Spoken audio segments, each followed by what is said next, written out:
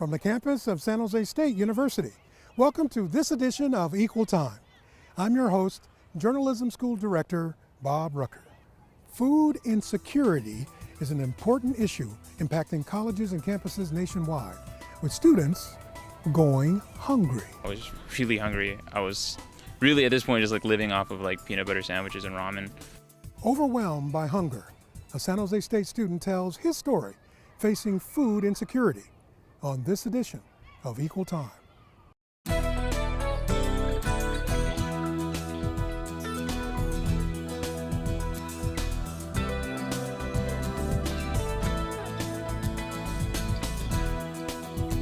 Stress is one feeling a college student faces, but hunger should be one of the least worries on any student's mind. Equal Time correspondent Rigo Gomes begins our coverage with a look at this unique problem. Senior English major Stephen Perez spends hours each day in Martin Luther King Jr. Library. He studies, but one distraction is difficult to ignore. But I'm spending time in the library and people will bring food from home and I have no food to bring anyway, so I'm just sort of stuck there eating with whatever granola bars I have left or whatever. He's hungry, and he's not alone. Food insecurity is impacting college campuses. According to a 2015 CSU report on displaced and food insecure students, the study shows that California state universities are shedding light to make a difference on those students who face food insecurity. Usually I can get by on my own, just from what the savings I have, and what my parents do is they just ship me a box of food sometimes, Perez left home 2 years ago to pursue college in a different city, but once he arrived here, he found it difficult, thinking he was the only student who was routinely hungry. It's really hard, my friends here, they want to know, hey, let's hang out, let's, grab a drink, or let's go out to dinner, and it's kind of hard to be I can't do that, Perez finds it the most difficult during winter breaks, waiting on his financial aid to have some sort of income. I could definitely remember this last break right at the end, so I'm waiting for school to start. I'm still waiting for my aid, and it was just that long week. We're just waiting for it, and I was really hungry. I was really at this point just living off of peanut butter sandwiches and ramen. His mother, Martina Ibarra, is trying to help. As a mother, very worried. I worry about him all the time, and he keeps in contact with me, so this way I just, I think that's his way of, letting me know he's doing okay. And today we came up to bring him some food because I knew he was getting a little short. According to the CSU study, 79% of students don't know about available services. 63% of staff and faculty lack awareness of the issue. And there's 54% of not having any services available on campus to help food insecure and displacement students. The numbers startled Ibarra. I think it's horrible because, these kids, they want to go to college and they go away from their homes and their security and their comfort zone, and their parents provide for them. And when they want to go out on their own and they think it's a really good idea and they're looking forward to it and, planning their future, they don't take into consideration that they have to pay for things and it becomes a burden on them. Ibarra now realizes that most students don't talk to their parents about what they're going through in school because they do not want to worry them. She says her son kept his food insecurity problem away from her until recently. All this time I was not knowing this, so it's very hard. It hurts my heart. Ibarra suggests parents to ask questions to their children and spark a conversation about eating daily nutritional meals. When we come back, we'll talk to Perez's mother and get her thoughts on her son's situation.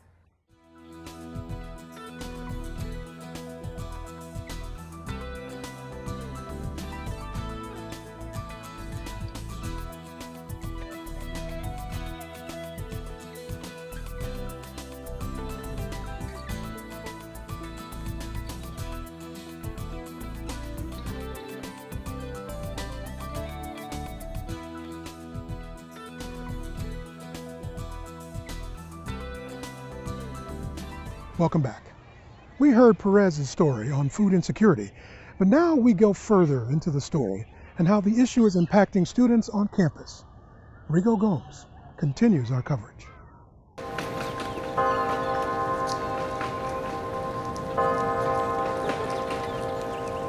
On the San Jose State campus, Perez was able to find help from a friend to have access to food. And I know Victor Hernandez. He sort of pointed me in the right direction with the food shelves. And I started realizing that I'm not the only one who's doing this. It actually is a big problem. Hernandez is on the Student Hunger Committee, which has set up shelves around campus, offering free food for anyone who needs it. The Student Hunger Committee is the committee that put up all the food shelves around campus. So those food shelves, I've went to some of those. They have stuff like granola bars, like cup of noodles, Cliff bars, basically non-perishable goods. Hernandez says he became involved because he sees hunger as a problem and makes sure that those students have easy access to these food shelves. There, we're trying to actively help them out. Students still feel a lot of shame about doing it, and we want to make sure that if they do go on this path to get food from a food shelf, that we don't give them any barriers, that we don't have any stops that make them rethink that decision, because taking that first step is a hard step to take. San Jose State sociology major Ariana Briones is launching a campaign called Hungry Spartans. Hungry Spartans is, we are advocating for a food pantry, a centralized food pantry in the Student Health Center, because that's a place that is meant to provide wellness for all students. Briones became involved in the food insecurity issue because it was facing her campus and her friends, and she found the statistics shocking. It's just really not a healthy lifestyle. It's just college students, in order to succeed, we need food for brain power and for energy and for health.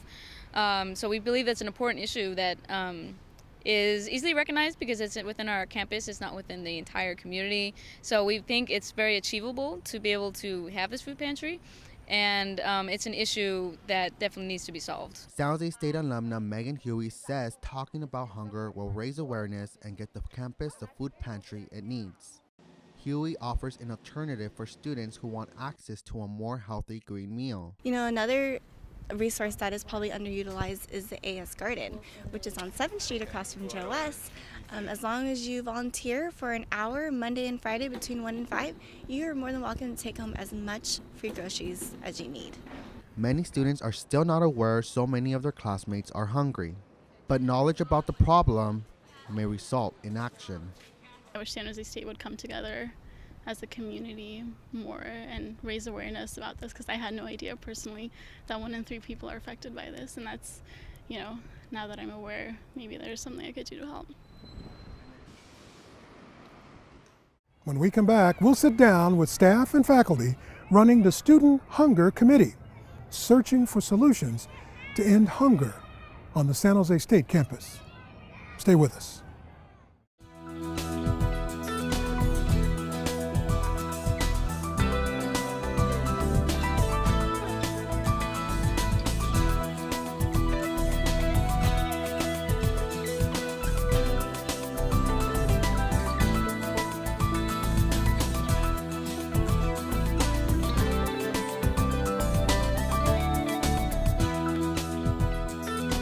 Welcome back to this edition of Equal Time, where today we're going to focus on food insecurities for college students. Let's meet our guests. I'm Ben Falter. I'm a chair of the Behavioral Intervention Team on campus and serve on our Student Hunger Committee. My name is Stephanie Fabian. I am the Director for Marketing and Communications with Spartan Shops, and I am the Marketing Chair for the Student Hunger Committee. My name is Kristen Wonder, and I'm the Sustainability Coordinator for Spartan Shops and the co-chair of the Student Hunger Committee. Hi, my name is Elizabeth Argmont. I'm the Program Assistant for the Food Shelf Program and work out of the Cesar Chavez Community Action Center. I'm Rigoberto Gomes, the student correspondent that's working on the food insecurity story. Thank you very much, all of you, for being here today. We're going to talk about pantries. We're going to talk about a bunch of things that some of us may have never heard of. But Stephanie, help us understand this concept of food insecurities. What are we talking about? With food insecurity, a lot of people, when they hear it, they go, what are you insecure about? Food? And what it really means is when people cannot afford to eat. And this can be for several reasons. It can be people that are picking between living expenses and eating. Maybe I have to pay rent today, so I can't afford to eat. Or for students, it might be I have to pay my tuition today, so I cannot afford to buy dinner or breakfast or lunch. So Elizabeth, are we talking about a small number of students that deal with this? Well, actually, we're talking about 1 in 3 students. So 1 in 3. So that's approximately 11,000 students on campus facing this issue, and we got that statistics based on a survey sent out in fall 2014. So Ben, how do we address this when we know this is a problem? I mean, I think it has to occur on a lot of different levels. On our campus right now, we have a number of food shelves that kind of provide that immediate need, but we need to work on it systemically. You know, it's a situation not just on this campus, but on all the CSU campuses.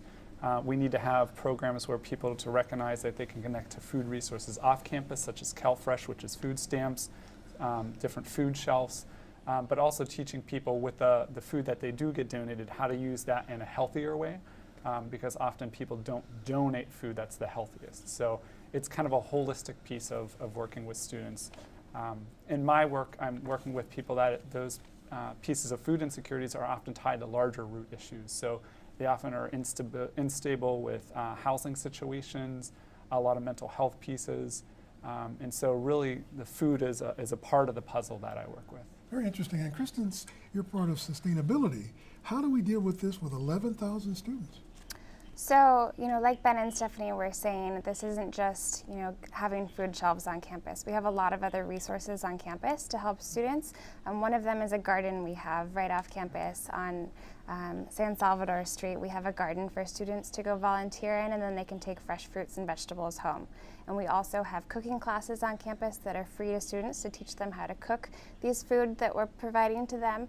And we also have a free breakfast club on campus that's Monday through Friday in the Peer Connections in the Student Services Center, and in the afternoon from 1 to 5 in the Wellness Lounge in the Student Wellness Center. We have afternoon snacks for students as well. I've been here 25 years, Rigo, and I didn't know all of this was going on. What made you think about doing this story? You know what, as students, what made me think about this story is that students were always busy. We are, spending money on books, on tuition, so it just raised awareness on how students actually eat and what they actually eat. It's important to be healthy.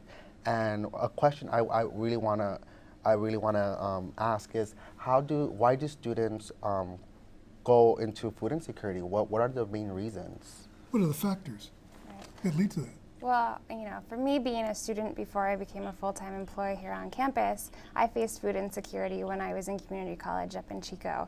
And between paying for school, paying for housing, and learning how to be an adult, sometimes your paycheck just doesn't make it to food. And so I think a lot of students are facing this, and so here on campus we're trying to address that in the best way that we can. And here in Silicon Valley, our expenses are pretty high. Right, exactly. So you can imagine why those numbers are going up. Right. But then now that we know it's existing, we have various ways to deal with it. One thing is pantries. Talk a little bit about that. Do pantries really make a difference? Do they help? I mean, I think that they do make a difference, but again, it's just to the immediate need that students are facing. So across campus, we have 14 different shelf locations where students can get free food, no questions asked. So I think it does help them that way. And we have gotten definitely some responses from students through like anonymous surveys. And every time I see a response, there's always like a thank you for having this program and service. So I think it does help some. I'm sorry, go ahead. And with the pantry, just to add on to that, it's a great resource to have, but again, with Ben, as he mentioned, we need that holistic approach. A pantry provides non-perishable food items for that immediate need that you have, but we also provide additional resources, education, because once you get that food, how do you continue to budget yourself and plan in the future after you graduate from San Jose State? How do you continue to succeed academically and experience, and just kind of stop experiencing food insecurity? So again, pantry is great, but there are additional resources and education that is needed. And that makes sense. And you don't want to create a dependency concept where somebody's going to have to do this for you the rest of your life. You've got to figure it out as you go along. Right. Very good. But then once you've done that, I'm curious about the pantry just in this regard. Can people donate to it? Where do you get the food? Absolutely. So people definitely can donate to our program. They would contact probably me or any of the members on the Student Hunger Committee saying that they'd like to donate, and we have specific donation guidelines, no expired food, non-perishable food items. Also, we have our website, so if you'd like to donate online, you can go to sjsu.edu/food, and there's a little icon that says donate. So we definitely appreciate donations because it costs approximately $2,000 a month to purchase food. So very impressive. Yeah. Rigo, You're a student on this campus. You came up with the story idea, but most importantly, I want to ask you, how do students talk about these issues? Are you aware of students who need this kind of help? To be honest, I don't think students talk about it because, you know, there is a sense of embarrassment, and I'm not aware of it, but now that I'm doing the story more and researching, I'm looking at stats and data, and it's a big issue. It's a big issue, and I really want to make this more for people to actually see that this is actually happening. Very good. Ben, I was going to ask you, as a faculty member and a school director, I sometimes encounter students where they're in trouble and they need food and they don't know where to turn and they don't know about these options. So we as faculty, we try to get the word out. But what more can we do other than say there's help, go get it? What do you say when you talk to students? I think that's a great question to ask, and I think the biggest piece is helping normalize that this is a reality on college campuses and breaking down the stigma of talking about the fact that I have food insecurities or I'm couch surfing or I'm depressed. There's a lot of pieces that we have this social stigma, don't talk about this as a subject. Mm-hmm. There's people that I've worked with as students that have taken food from the food pantries but have to double check to make sure that nobody's watching them taking it. Mm-hmm. Because it's hard for them to admit that I need assistance right now and to talk to friends about that. There's students that I work with that because they're an international student or an AB 540 student that can't work off campus and the opportunities for income are a little bit different for them. And so they feel a little bit in a different place when they're at a student group meeting that's off campus at a restaurant. Everybody else is ordering a meal and they have to politely say and make up a lie of, oh, I just ate. And then they sit there and stare into somebody's food while everybody else that has the privilege and accessibility to have food just sits there and eats like it's nothing. So that's a warning sign, maybe. Yeah, I think the biggest piece is to look out for the peers and also open that invitation that if you're in a spot where you can't afford it right now, feel free to be able to share that with us, and then for peers to be able to work together to say, hey, maybe this time we'll meet in a different location or we'll order for everybody together and pool our money. I think a social stigma is a really big piece we need to challenge on this campus. And we're not talking about homeless students. We're talking about students who have financial challenges. A little bit of both. I've certainly worked with college students on our campus that are homeless, folks that either have their housing situations changed, they've been kicked out of apartments, they're couch surfing, some that have purposely slept in cars because they want to save money so they have money for food. That way they're having to decide between that. Elizabeth shared the 1 in 3 stat earlier, but I think the other one is 1 in 5 of our students will go an entire day without eating food. The student I met with 2 weeks ago on Friday had gone 3 days before he hadn't eaten food. I mean, I had a banana and some chocolate chip cookies in my office, and I basically had to force him to take them. So it's hard even when you're meeting with someone one-to-one that you're sharing deeply about your situation, that there's still a lot of sometimes shame of wanting to accept that help. So yeah, I think that the pieces, food insecurity, housing insecurities, this all can be connected together. Not everybody has all those situations, but when we open ourselves up to be able to say, share your situation, how can we work on it together? This is very halting to hear. You'd ever think of a college campus like San Jose State or any other campus having these type of issues. Well, and like we said earlier, it's not just our campus. A few of the members of the committee went and visited Berkeley. They have a food pantry there on campus, and there are 1 in 5 students on UC campuses that are facing food insecurity. So it's definitely an issue, across the United States and in California and on our campus. And marketing has got to be a role, or got to play a major role in this. But you talk about the stigma. Students don't want to talk about it. They don't want to admit it. So how do you get a conversation going? How do you get students to actually pay attention to the idea? One of the taglines that we try to keep using is keeping Spartans fed, and using the word Spartans is important to us because we want students to know that you are not alone. You are with fellow Spartans. And so with our marketing, we do events, we do tabling sessions. We try to make it engaging as much as we can. So by doing that, we open this environment of just, we're smiling, we're engaging people and expressing that you're not alone. Very good. Rigo, you wanted to ask some questions as well. Yeah, so what else? So I wanted to ask about so are you guys also working outside of SJSU, maybe linking with other food pantries so students could, if they're embarrassed to actually come to you guys, maybe they could go outside of school and maybe get some assistance from there? Referrals, if you will. I mean, I'd say with the students that I work with one-to-one, every single time that I meet with them, I'm giving them all the options because they might not always feel comfortable with one option, or one option might work well for the weekdays when they're in classes, but when there's, weekend, the food pantries aren't available, for the most part. So I'm working to talk with them about what CalFresh is, and a large amount of our students are actually eligible because the threshold in Santa Clara County is a little bit different than it is nationwide. And so a lot of our students are eligible for CalFresh or through Second Harvest to get some groceries in a bag like that. So it's giving them the options and seeing how we can meet their needs in a lot of different ways. But a lot of students don't have the money even for some cheap food. So all these options are really helpful. Another question I have is, what can fellow students do in order to meet their needs? What can they do to help? Correct.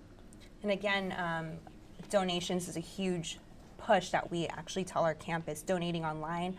The projects that we have, it's funded mainly through donations through fellow Spartans, alumni, and other members of the community, but also volunteer work.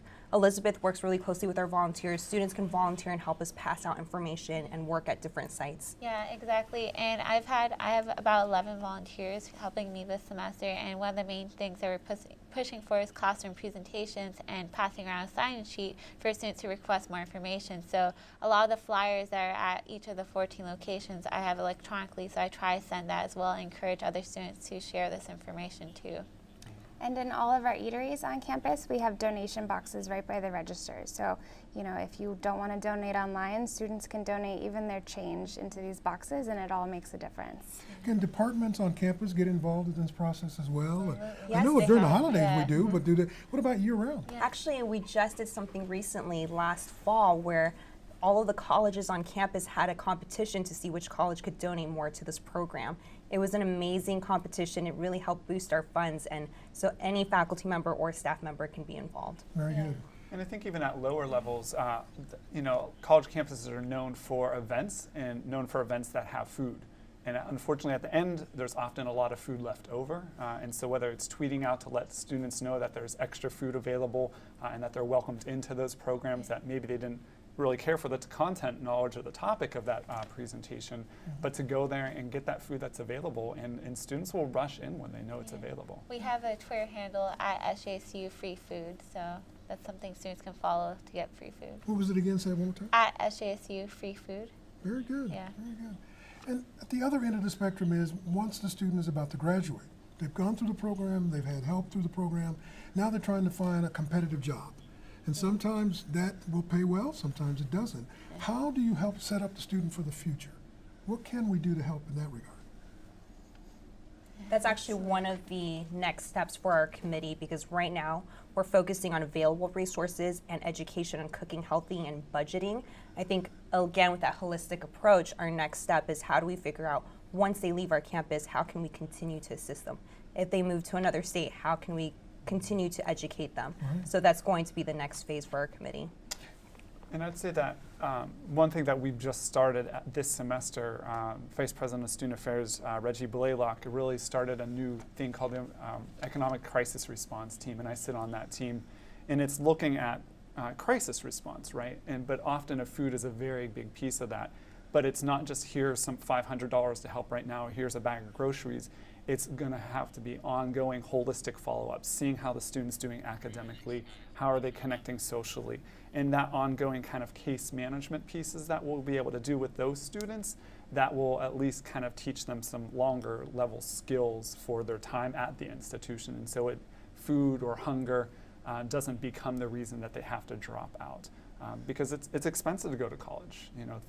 Over a third of our students, I think it's 33.4% of our students have an EFC, an expected family contribution of 0. And so these are students that are coming in, which we think of a college student as going back home to a family that can provide those meals. Well, if over a third of our college students have family that are not able to fiscally contribute to their education, they're also probably not able to fiscally contribute to food on the table. And their well-being overall. So sustainability, how do we get that notion across so that we continually explain to students, faculty, staff, everyone, that this is something everybody can be involved in? What can they do? Well, like we said, you know, you can donate. You can come to our meetings. We have a meeting once a month on Mondays from 1 to 2 p.m. in the AS House, and it's open to the whole university. So people that sit on our committee are Spartan Shops. We have associated students. We have different faculty members and students as well. So anyone's able to come to these meetings and contribute their ideas. And we encourage people to spread the word. Something that we have to remember is they might have friends that are going through food insecurity, but they're not confident enough to talk to a faculty or staff member, but they feel like they can speak to their friends. So we encourage students to spread the word. At Spartan Shops, we have trained our employees and our supervisors to know where to direct an employee to resources if they hear that the employee is dealing with food insecurity. Very good. Spread the word is kind of what you're doing with your story by telling people about this. What impact are you hoping for? What do you think is going to happen? I'm hoping that students just get their fresh meals every day and their bag of groceries, and I hope that food insecurity ends in college campuses worldwide. But realistically, we know Berkeley's got this issue, we have this issue, other campuses have this issue. Is there anything that the student administration or anything that the campus administration can do more to just publicize this? Because I think we're doing a service right now, but we never hear about this level of issue.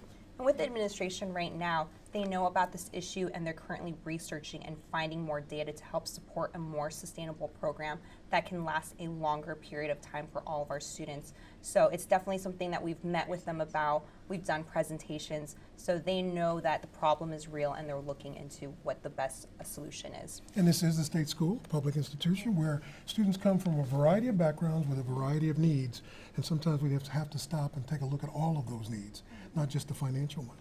Thank you very much. Great topic, great idea, and thank you all for coming in. And we thank you for joining us. We hope you'll come back for another edition of Equal Time.